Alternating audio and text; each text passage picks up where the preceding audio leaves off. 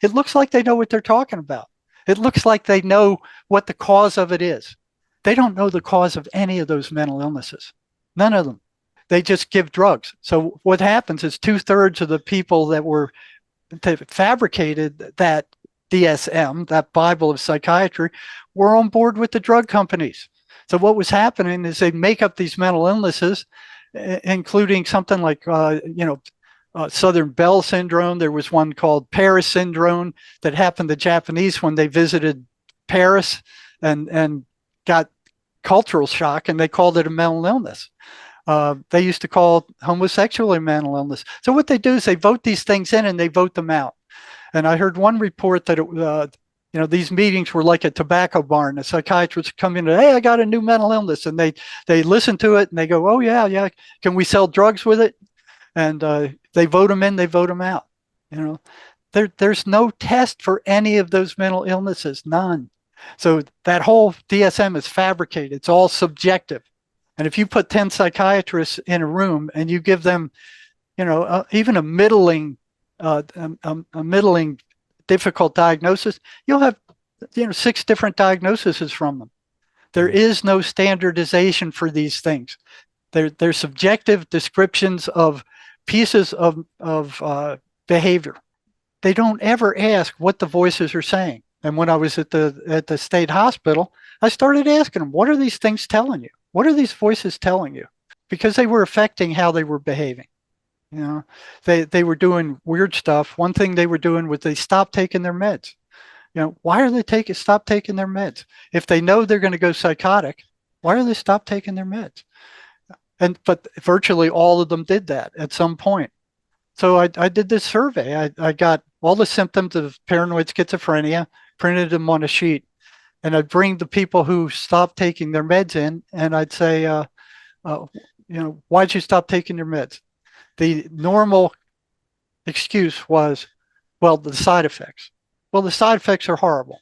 Dry mouth, blurry eyes, you can't think straight, you feel drugged. They're awful. They're toxic side effects. They're poisonous side effects. They're nasty side effects caused by the drugs. Now, what we didn't know at the time was that those drugs actually, the phenothiazines, actually rot out the brain and the central nervous system with long enough use. And when they found that happening with autopsies of long-term mental health patients, and they published that, the psychiatric mafia and big pharma went nuts.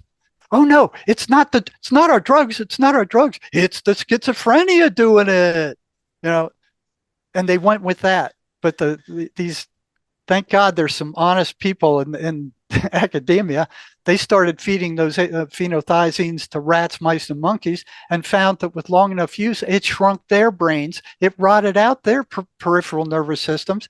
It was doing physiological damage. And they're feeding these things to kids right now by the millions. There's over 1 million kids in the United States right now on all these drugs, with something like 700,000 of them on antipsychotic drugs that are rotting out their brains. These people don't care about the damage they're doing, and never have I seen a psychiatrist sit down and explain to the patient how dangerous these drugs are. Antipsychotics are some of the most dangerous drugs being used in the health system today. They never tell the patient how dangerous they are, ever.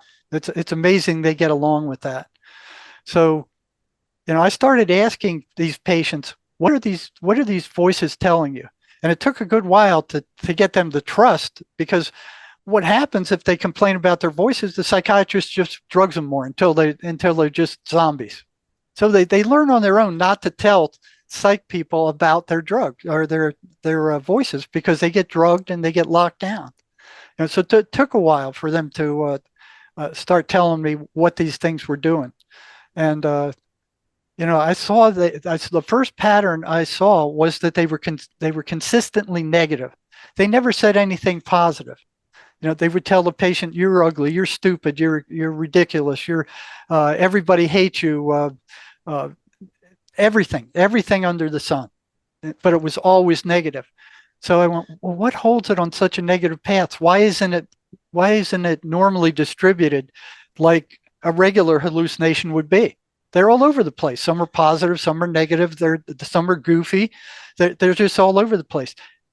These things were consistently negative. What held them on such a consistent negative path? Something did. You know, what was it? You know, so I started asking them what they were telling them. And when the psychiatrist found that out, I got pulled up to the psychiatrist's office and told them, "You will not ask them about the voices. They are hallucinations.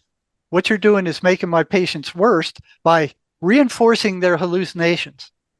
You know, and I already knew well past that point that I wasn't making them worse at all because I've been doing it for a good while before I got caught. But two psychiatrists at that state hospital told me not to ask the patients questions about what their voices were or what they were saying to them because I was reinforcing their hallucinations. That was such bull crap. I couldn't believe it. So I had to be real careful there because psychiatrists were being assaulted by schizophrenics at a rate of, like more than double that anybody else. The psych nurses, they were being assaulted at the same rate that the attendants were being assaulted on the units. So the patients were beating the crap out of them, but they weren't attacking psychologists. They weren't attacking counselors. They weren't attacking psychiatric nurses. They were attacking psychiatrists. And then I'd ask them, what were the side effects you had on the drugs you were taking, the antipsychotic drugs you were taking? And I didn't, give them a list because they all didn't have the same side effects and they all didn't have all the side effects. So they'd write down 5 or 6 side effects that they hated, that they remembered. And then I'd take that and I'd give them the list of psychotic symptoms and I'd say, which one's worse? I did that to scores of them, like 50 or 100. Which one's worse? The answer was consistently, well, the psychosis is worse. The voices are worse. It's horrible. I mean, the side effects are awful, but you're talking about an absolute nightmare with the psychosis. All of them said the psychosis was worse. And then I'd ask them, well, why'd you stop taking your drugs? Guess what their answer was? I don't know. It took 3 years to get past that. The reason they weren't taking them, I found out from one gal that was about to get thrown out of the program we had because she wasn't taking her medicines. She said the voices were telling me that the psychiatrist was poisoning me. And that's why they were being assaulted. And actually, they are being poisoned. Those drugs are toxic. If these voices are, a manifestation of, let's just call it evil, you'd think they'd say to the patient, keep taking the drug. No, because they want the patient upset. Now, another thing they do is they suck energy out of them, but they're low frequency entities. So they want to bring the patient down and keep them down to that low frequency. Mm-hmm. It's only then that they can extract the energy. And if you talk to schizophrenics, you'll see that's a consistent pattern also. When the voices attack, their energy vanishes and they have no idea where it goes. They don't even know that it's missing. And for years, I thought it was because of the nastiness of the voices. If I heard voices screaming at me all day long, telling me I was no good and I was worthless and everybody was plotting against me. And all this nonsense, it makes sense that you would be drained, but that's not it. They actually have to keep the person upset. If the person gets to a higher vibration, they can no longer take their energy. So they're parasites. And there's a 1-to-1 correlation between the voices attacking these patients and their energy disappearing. You can't see them, you can't feel them, you can't. There's only one person I know who's actually got a recording of them. So it's the same thing. The patterns they run are the ones I'm talking about, and anybody can see these. So if it's running patterns, it can't be a hallucination. You're no good, you're ugly, you're stupid, your parents don't love you, they're only faking like you love you. You have no friends, nobody likes you. Anything that will cause a negative emotional response, they will feed to the patient. Did you get any that thought it was all a big conspiracy? Oh yeah, everybody's plotting against you. The government's sending thoughts into your head. Yeah. It's anything that will cause a negative emotional response. That's what they feed off of. Mm. And if you starve them out, and there's ways to do that, you can actually starve them out. This talks about how we found that these voices were actually entities. So one of the biggest scams that psychiatry is pulling on the entire world is that these voices are hallucinations. These things are malicious, evil entities. They feed off of us. And they don't just hit schizophrenics, they hit us all. You could be walking down the street one day and all of a sudden this horrible thought comes into your head. It's nothing you would ever do. There's nothing you'd ever act on. And you go, where did that come from? You don't find psychology asking, where do thoughts come from? Where did they originate?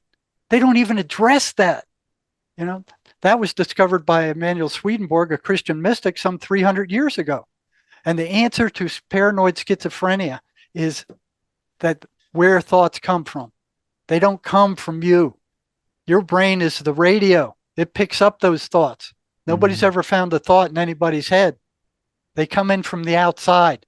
And where you put your attention is where you're tuning into. If you tune into a higher spiritual level, you go up to yoga and meditation and spiritual stuff, you're tuning into a much higher vibration. It starts out with, you start hearing voices periodically, and you think, oh, that's a hallucination.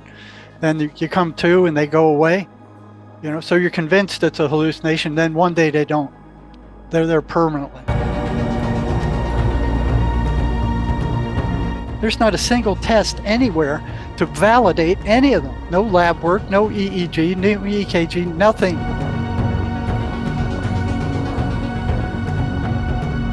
Jerry is a retired licensed psychotherapist with over 35 years experience.